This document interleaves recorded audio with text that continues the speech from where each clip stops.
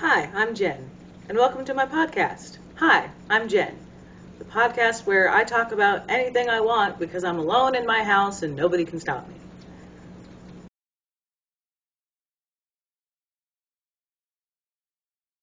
Uh, I'll tell you a little bit more about myself, and then I have a dad joke of the day. Uh, so if you haven't picked up on it, I am a big Prince fan. Love Prince. Over here, we have a Prince pillow. That Yes pillow. That's from the Prince store website. That was a sign, a symbol that was used during his 1988 record and tour. That was the Love Sexy era. Fourth day of November, We Need a Purple High, which I said earlier. That is from, oh, people are going to crucify me. It's from a Prince song. It just escaped me what lyric that Prince song is from. But I know it's from the Controversy album. I want to say it's All the Critics Love You in New York. And if I'm wrong, I am so sorry. Anybody who's not a Prince fan, you're going to be like, oh, I don't care. Anybody who's a Prince fan is going to be like, you're not a real Prince fan. How could you not immediately know what song that lyric was from? And I know what lyric it's from, but it lost me real quick. I'm also wearing a Prince shirt today. And I have so many damn t-shirts, I could do a shirt of the day.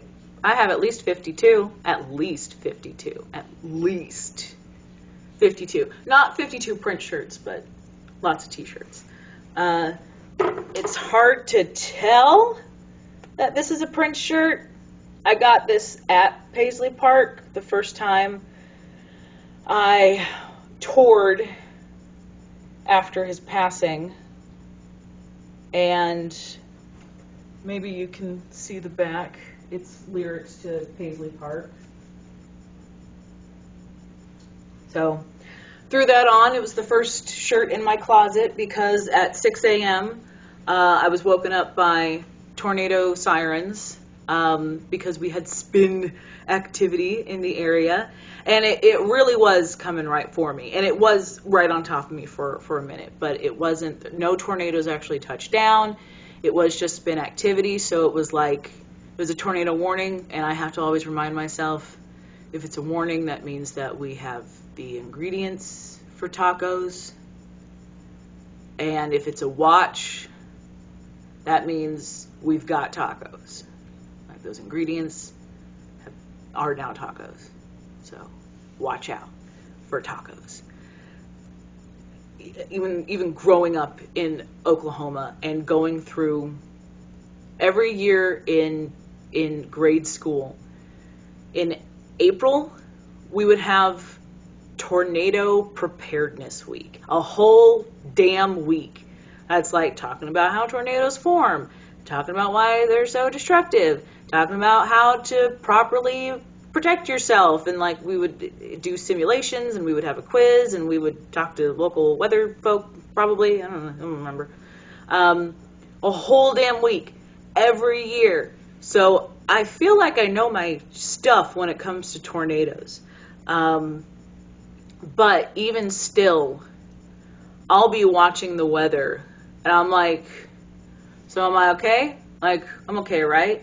But and even with the sirens going off, even with my cell phone doing that at real annoying tone this morning because of the National Weather Service telling me, like, there are tornadoes in the area. Maybe cover your ass. I was still asleep in bed. I was in full, just came out of REM sleep, mouth wide open, drool coming out onto my pillow, asleep. Then I got a text message and I saw it was from my dad. And I'm like, oh, okay. Well, if dad is telling me, hey, maybe you should wake up because there might be tornadoes and they're coming right for you, that's when I'm like, oh, shit, okay. I'm up. Got dressed. It's the first shirt that I put on. Put on some purple sweats because if my house is going to get demolished, I want to be comfortable.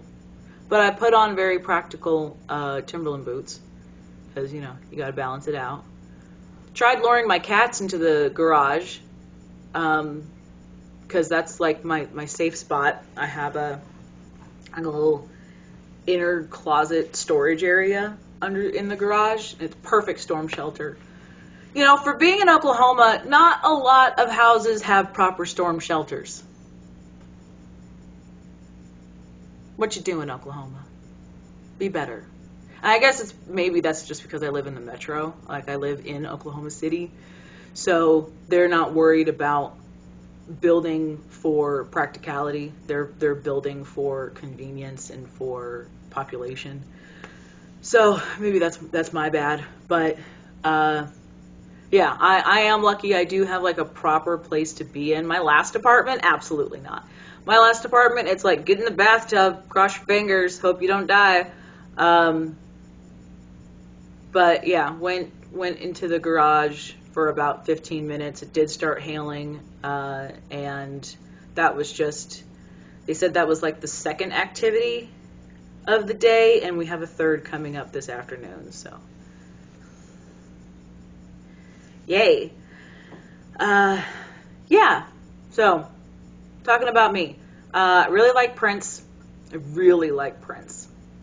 I bet you I will find a way to bring up Prince every single episode because I have this crazy ability to be able to relate anything back to Prince. So much so when I was in college, we very much should have we should have forced me to have instead of a swear jar, a Prince jar, a nobody asked but Prince came up anyway jar that only I would attribute to, and bills would have been paid. Bills got paid anyway, but because I could bring Prince up in anything.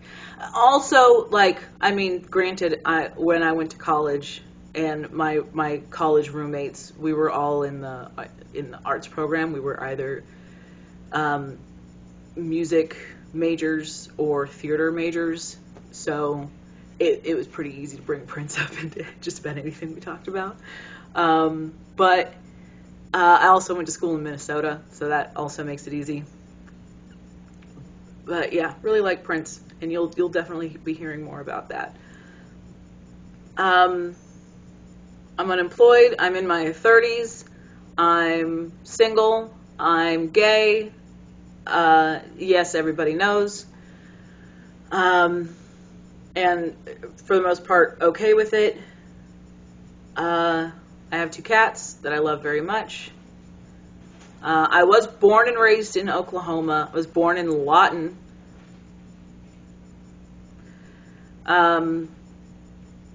But been in Oklahoma City since I was a teenager. So like my adolescence, my formative years, spent in Oklahoma City. Met my oldest best friend in high school. We've been friends for 22 years. She's my sister, and I love her. Shout out to Rachel. Moved to Wisconsin because I knew I wanted to go to school for music, and Oklahoma was not doing that at the time. So moved to Wisconsin where I have some family, stayed there for 3 years, and then finally started college, and then decided, wow, I really don't like living in Wisconsin. I love having family. Loved that my sister took me in. I lived with my sister and my nephew for a while. We were just down the street from my brother. That was awesome. Did run into, my parents were divorced, so I kind of went back and forth between Oklahoma and Wisconsin for a few years. So I did run into some old friends while I was living in Wisconsin. And then it was not for me. Let's move to Minnesota, where my another sister moved to. And she was like, Minnesota's the greatest place in the world. You should definitely come live here. So I did. And it was a whole experience in of itself. So I moved to Minnesota in 2013. And it was the same year that Prince was doing the Third Eye Girl record, the Hit and Run records. So for the first time in a while, I understand, he opened Paisley Park back up for live performances. Or he was like, he would just take to Twitter, or somebody would take to Twitter and say, there's a Paisley Park after dark, there's a show happening. I think $40, $60 to get in.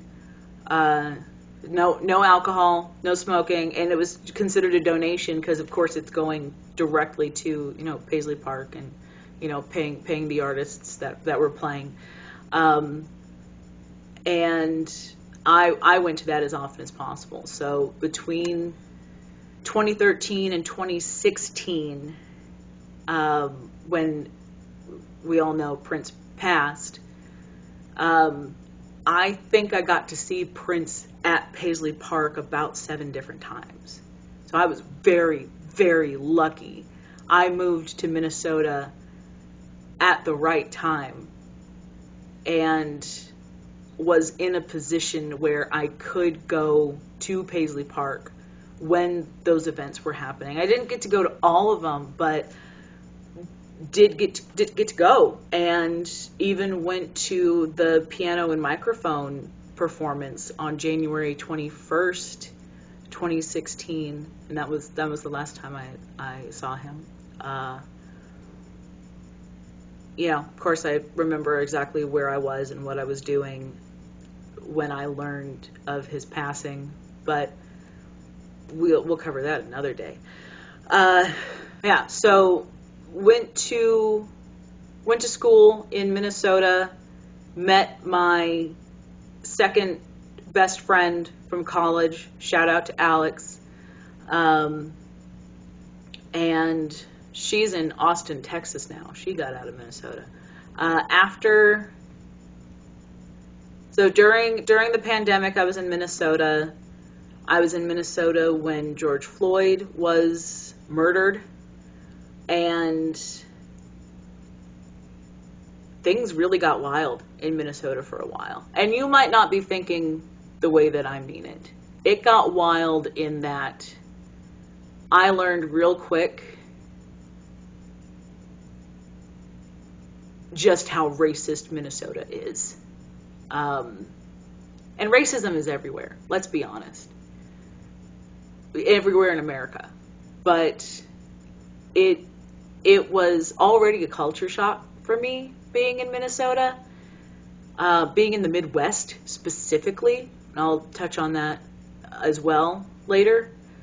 But yeah, there were like the roommates that I was living with and the people that I was working with and just the people that I was around. I was like, Minneapolis is great. Minnesota was just not for me anymore. So I left. And who's to say if it's gotten better? I mean, would I move back to Minnesota? I would move back to Minneapolis in a heartbeat if I could afford it, if I was working, if I wasn't stuck in a 2-year lease right now. But I decided to move back to Oklahoma. I do not regret it, even with getting super depressed and getting fired.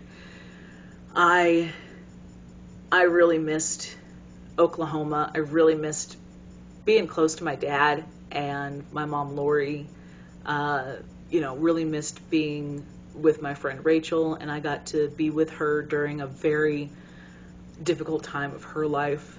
So really, really glad that I was there to support her. I was present so that she had somebody else to lean on. And yeah, we'll see how long I stay in Oklahoma. Since I moved around a lot as a kid, you would think that I would be eager to find one place and just stay there and not move ever again. I tend to move about every 2 years. The longest I've stayed in one place was only about 3 years, like in my lifetime. And I will get very itchy feet. I was in Wisconsin for 3 years, and I said, nope, can't do this anymore, I'm moving to Minnesota. Even after high school, my dad wasn't like, okay, you're graduated, get out. I told him, like, hey, I'm graduated, I'm gonna get out. And then moved back, and then after living with him for another couple of years, was like, I'm gonna move to Wisconsin. Even like the 9 years that I lived in Minnesota, I, for a while, was moving once every year, got to Mankato, and was there for 3 years, and then moved back to St. Paul, was only there for another 3 years, and then got the hell out. So we'll see where I end up. I think that I've rambled on for long enough. Thank you for watching the first episode of Hi, I'm Jen. Oh, I have 2 more things to share. There is an obligatory dad joke that I will be sharing with you, courtesy of my father. Why did the farmer break into the music business after his last harvest? Because he had funky beats. And then my dad did this. And I guess I just did too. So you're welcome, and I'm sorry. And the last thing is I'm going to be doing a song of the day.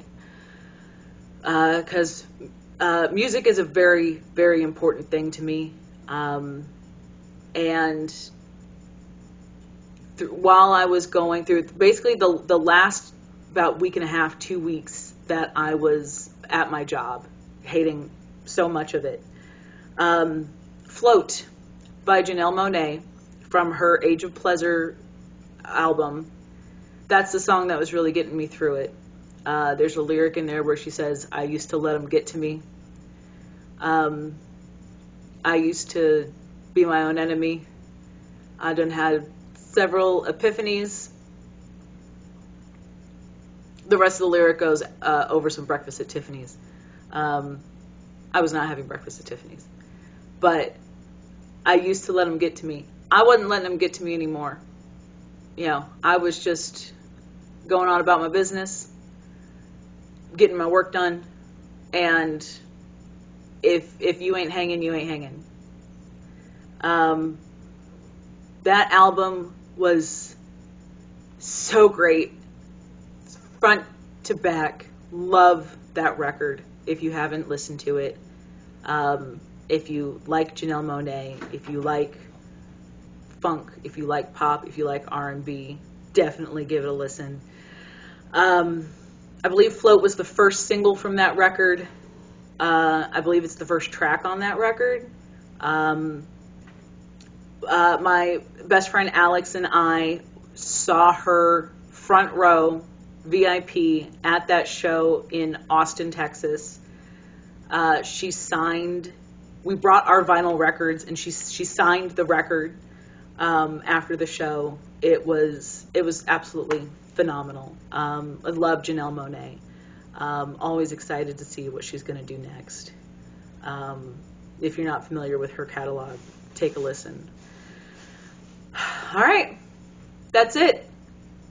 Might be able to hear some cats behind me. They're getting restless. Have a wonderful day. We'll see you next Tuesday.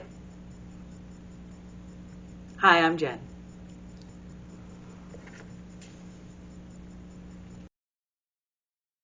$19.99.